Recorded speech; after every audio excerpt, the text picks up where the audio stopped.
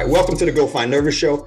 I'm your host, Jake Bolig. If this is your first time tuning in, let me explain the format briefly.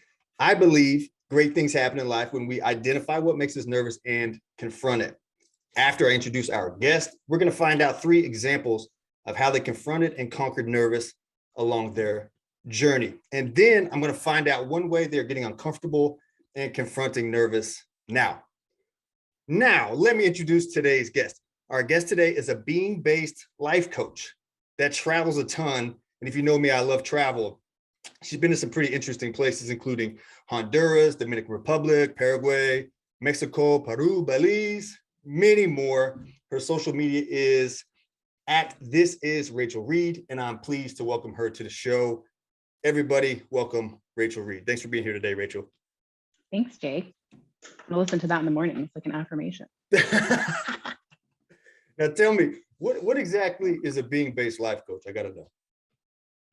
So a being-based life coach, we all have different niches in coaching, but I call myself a being-based life coach because I am an intuitive life coach, and I'm a life coach that really focuses on changing from the inside out. I mean, we can all grind our lives away, but I think real transformational, lasting change starts within. I was just curious before we get started. Now, I know you like to travel abroad. Now, the format of the show is 3 things that make us nervous.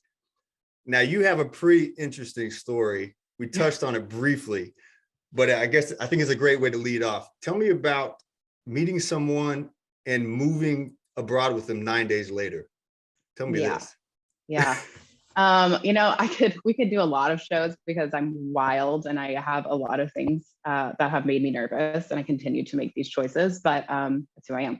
So so that story, that's kind of led me to where I am now. That would be us rewinding like 2.5 years ago.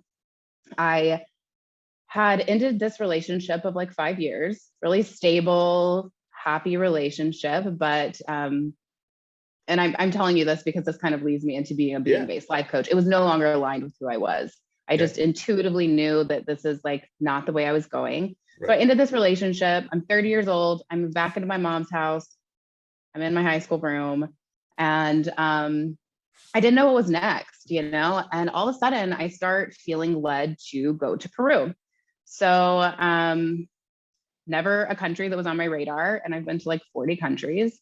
So I was like, all right, I guess Peru's my next stop. And in being led to that, I was also being led to go do ayahuasca in the middle of the jungle with this Shipibo tribe alone and stay gone for a month. So yeah, this is outside the box thinking for sure. This is just like breaking the whole box. Like there is no box, this type of thinking. Yeah, it was like one thing after another. Hey, this is what you're supposed to do next. And I'm like, let's do this. God damn, let's buckle in. All right. So I was on this inner journey that I've been on for a long time. And I just knew like, I'm going to go, I'm going to focus on myself. No intention of meeting anyone. I get to Peru. I'm there one night. I wake up the next morning. This man walks in the room, and it's literally that cliche, like stupid saying, love at first sight. Like my entire body was like revolting. Like, this is who you're supposed to be with. I'm like shaking, and I'm like, what the heck? So I know this guy for like 2 days. I go deep into the Amazon jungle. I spend like 7 days in ceremony, and I come out. And from there, I'm going for the rest of this solo month travel to Mexico. And I'm on this like little wooden boat, like floating down the Amazon River. And I finally get service on my cell phone. And he's like, hey, meet me in Bolivia. And I'm like, what the heck? So you're down to Amazon. You're in South America somewhere. Yeah. Yeah. Okay. Go ahead. I'm sorry. And I'm like, meet you in Bolivia. No, like, this is not the way this is going. Like, this is about me. I'm staying single. I'm doing this. Yeah. And I just like could not find peace with that decision. So, long story short, I get to Lima and I'm getting on my airplane and I'm just like, this is wrong. Like, I am not following my intuition. And I thought to myself, okay, if I can get a flight out of here tonight to Bolivia, I'm going to go. Wow. So I could. It was like an hour and a half later. I go and buy a ticket. I fly to Bolivia. without a visa. And by the way, you need a visa in Bolivia if you're American. Okay. Don't even know how I got on the airplane. Right. Okay. So yeah, I get there. We spend 9 days together. During that time, like all the feelings that I had were just confirmed and elevated. Wow. And he's from South America, and I like kind of been back and forth this little island in Honduras, and we decided, hey, let's move there. Yeah. So yeah. Honduras. Okay, so I mean, there's like 50 things right now. I just want to ask you, like, you just went through like 50 things. Okay, first of all, so you had a moment that I think a lot of people have. If we could back up a little bit, you were sitting, you just got over something big. You were 30 years old, laying there going, what's next? I don't even know. What am I doing? You're in a spot. You're like, wait, I'm in my parents' house. What is going on? Like, and that's against what you framed or your expectations was of life, right? 100%. I think a lot of people go through that moment. They don't talk about it openly a lot. But so tell me about that process just for a few minutes. You're sitting there, is your brain just turning and you're like, wait, Peru, and you're just thinking, or how does this come about? Is this over like a couple of days or? Yeah, I was like, yeah, I mean, like I'm led by spirit, and that's how I live. Like I'm taken care of, and I know it, and I pay attention to things. And it was like, yeah, it was over a few days. Like just stupid little things that stand out in my head is like, I was showering and there's this like weird body scrub in my shower. And it's like from the Peruvian jungle. And I'm like, that's weird. There's Peru. And then I like turn on a documentary and it's like Peru. And like all these things kept coming up. And my super crunchy best friend and I end up hanging out. And she's like, Rachel, you keep talking about Peru. Like, I think you're supposed to go. And I'm like, dude, I don't want to go to Peru. I was like, but if one more thing happens, we're going to Peru. And as in me going to Peru. And so we went to go get, we went out to go get a drink. We like never drink together. And I said to the bartender, this is like right after I tell her, if there's one more thing that happens, like, hey, I want something with egg whites on it. Do you have anything with egg whites? And he was like, yeah, we have a pisco sour. And I was like, pisco? I've never heard of pisco. Where did that come from? And he was like, oh yeah, you can only get it from Peru. Oh my God, I love it so much. And you're like, so you two were there. So she got to experience that moment too, after you just said, if there's another moment, I'm going. She like hit me and she was like, but you better book your ticket today. Like you're going to Peru. Let's get online right now and get it. Yeah. Wow, that is nuts. And then, so here, okay, let me ask you this. When you were going, what did you think you were going there for? Because obviously what happened is not what you thought was going to happen. So was there something that you thought you were going there for? Or were you just like, yeah, for sure. Like, so, I mean, obviously I was going, my intention in Peru and what I thought I was going there for was this journey with plant medicine, and ayahuasca, which turned out, I mean, I have worked with a lot of different plants. That's not my medicine. But I just thought that I was going on this like inner growth journey. I was looking for clarity. I was looking like, what's the next step? What do I do? And I was going for something totally different, but I was led to the next step. That's so bizarre. I love that so much.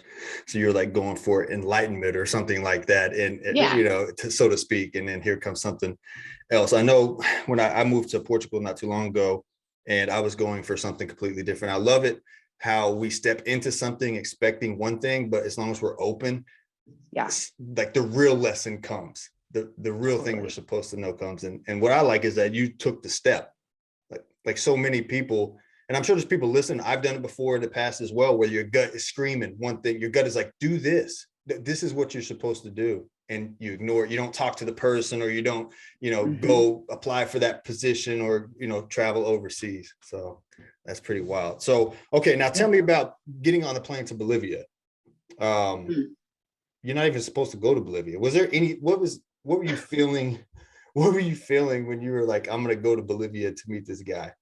Like, cause this is crazy. Like, it was freaking nuts. I mean, it was awful. Like, I mean, granted, I've been 7 days in the jungle with a tribe doing ayahuasca. So I was like a little bit like trying to integrate back into real life, you know? Right. And and then I'm like, okay, this is like the start of Taken. Like what any chick from North America traveling alone, I'm like, this guy's going to murder me or not show up.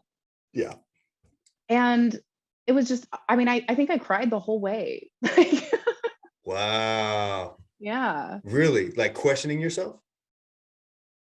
Yeah. And Jake, that's like a big part of my story too. Like really learning like what is the difference between intuition and fear.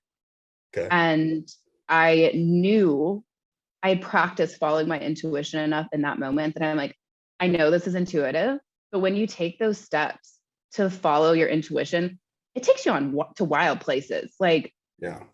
it's not always like, okay, you're going to go to the grocery store now. Sometimes it's like, book a flight to Bolivia. Yeah.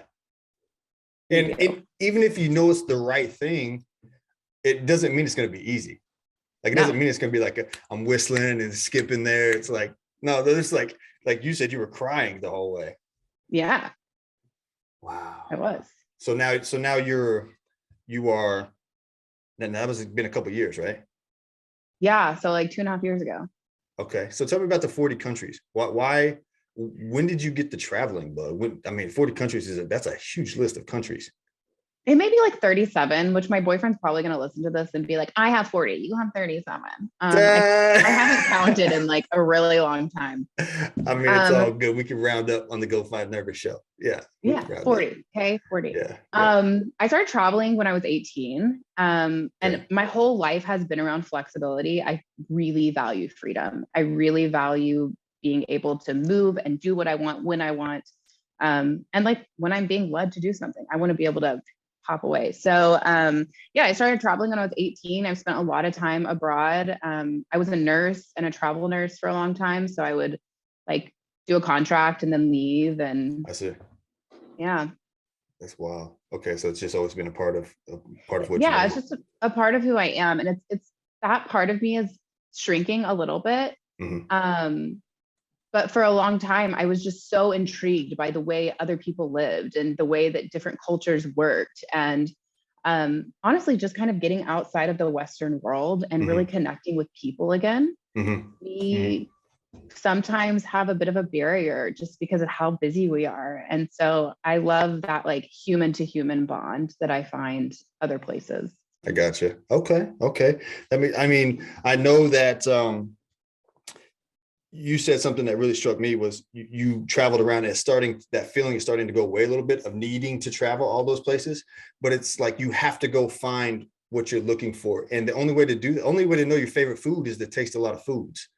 Like I think a lot of people, and we've all done it at some point. And I don't like to use the word all or everybody or nobody, but I would say we've all done something at some point where we've limited ourselves and turned something down before we even tried it. I know I used to do it with guacamole. I used to hate guacamole. I was like, this stuff is nasty, but I never tried it. And then I tried it. I was like, this is great. This is great stuff. So yeah. Kudos to you for doing that. So give me another example of something that really, obviously that's pretty wild. Meeting somebody, going to Bolivia. So what's another example along your path from traveling to doing your being-based coaching that it was a real challenge for you, something that you really had to lean into, something that made you really nervous, that somebody may be listening, that they're thinking about coaching or they're thinking about traveling, they might have those same thoughts. What's something that comes to mind? Yeah, well, so that whole thing was like, yeah, it made me nervous. But like once I was with this guy who was like crazy, you know what it's like, the beginning of a relationship. It's just like the super high. Butterflies. And that's where I was. Yeah. Yeah, everything's great. Like they can't do anything wrong. Like the whole world's just like glitter. Well, then I left this super successful business. I was at the height of my business. I was making more money than I'd ever made. I was super busy here in Oklahoma. And then I go to Honduras. I'm living on this little island. It's like, you see all these like influencers just like sipping coconuts on the beach. Right. But like everything stopped. Everything stopped. Like I stopped making money. I stopped being busy every day. And all I had was myself and my thoughts and this man that I frankly didn't know. And that was rough. Like I would say, like, yeah, I was depressed for probably a good like month or two. I just didn't know how to move through it, but it was also really pivotal in my growth. I came out on the other side of that experiencing more joy than I've ever experienced because I truly like understood my value and my worth just as a human being. And I couldn't do that, finding it through all these other things. So that was a gnarly part of my experience. How long did you go through that? And then and I'm gonna say a two-part question. How long did you go through it? And then how did you get out of it? Yeah. Because I think a lot of people would want to know that too, because yeah, it's something we experience. I would say like probably a good, God, it felt like years, right? Because one day of feeling like that is just awful. But it was probably more like a month and a half, 2 months of like really truly being depressed. Wow. Yeah, just like, why did I do this? Why did I walk away? Like, I can't like go home and be like, hey guys, I screwed up. Like, you make this huge change. But during that, there were a lot of things I had to do to like pull myself out of it. And I leaned into practices that I've already had, but I really made them integral in who I was. Meditation every day, like every single day, quieting my mind, getting to the center of who I was, who I am. Somatic healing. I really leaned into somatic healing and just body-based healing. I started free diving. Breath work is a huge part of things that I do. Yeah. It is a great reset, something that I'm super passionate about. And just building a community. I got my own coach. Yeah. And that was awesome. She's crazy and I love her, but she really helped me. Yeah. All of those things, you know.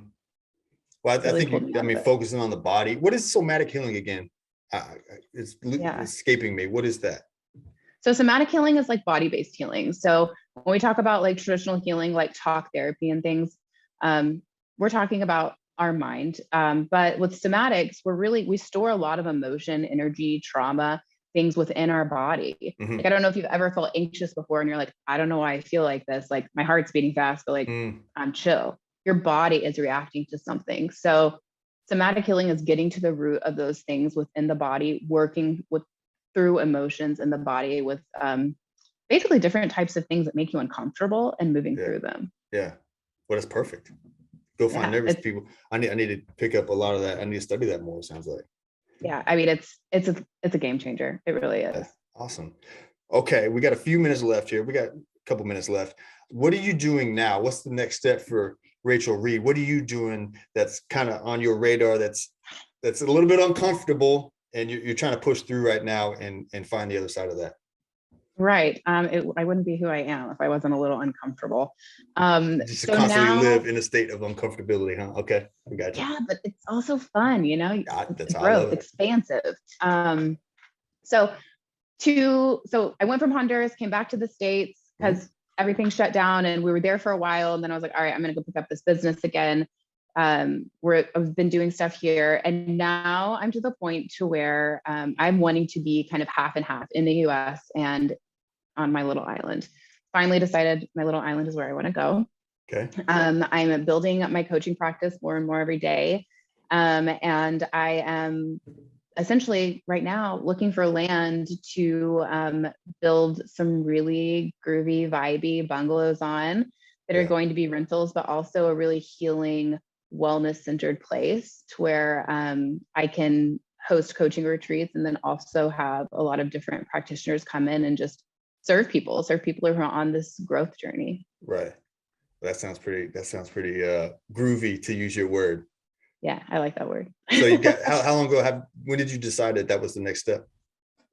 Oh gosh. Okay, so like since we've been talking and like I've been in like Dominica and Dominican Republic and wherever the heck I've been the last 6 months, I was like pushing Honduras away because I'm so familiar with it. I was like, no, this is too comfortable. I'm just like leaning back into this comfort. Yeah.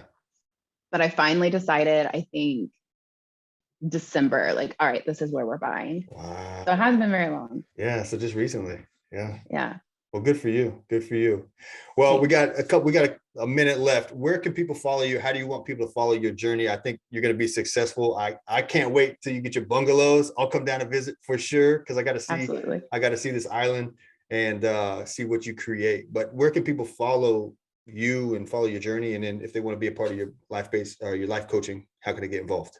Yeah, Instagram's probably the best way to get a hold of me. This is Rachael Reed. My name's spelled kind of weird, Rachael. Thanks, Dad. But there you can reach out in my DMs if you just want to connect. You can also book a sample coaching call with me. That's kind of how I got started in coaching, and just seeing what it's all about, what it's like to have someone hold space for you, and if it's something that you want to dive into. So yeah, I'd love to connect there. Oh, that's awesome. Well, I appreciate you being on the show, and come on anytime. And I look forward to seeing your journeys. So thanks for being on the show today. Thanks, Jake. All right, bye-bye. Hey, one last thing before you go, leave a comment. Which example did you most align with from today's show? I'm curious. I want to know. Also, if there's somebody that you want to find out what's made them nervous, leave their name in the comment. I'll try to get them on the show. Follow me on social media at Jake Bolig. Follow the show at Go Find Nervous. And if you don't mind, subscribe. It helps me out the whole algorithm thing. I appreciate it. I'll see you next time. Go Find Nervous.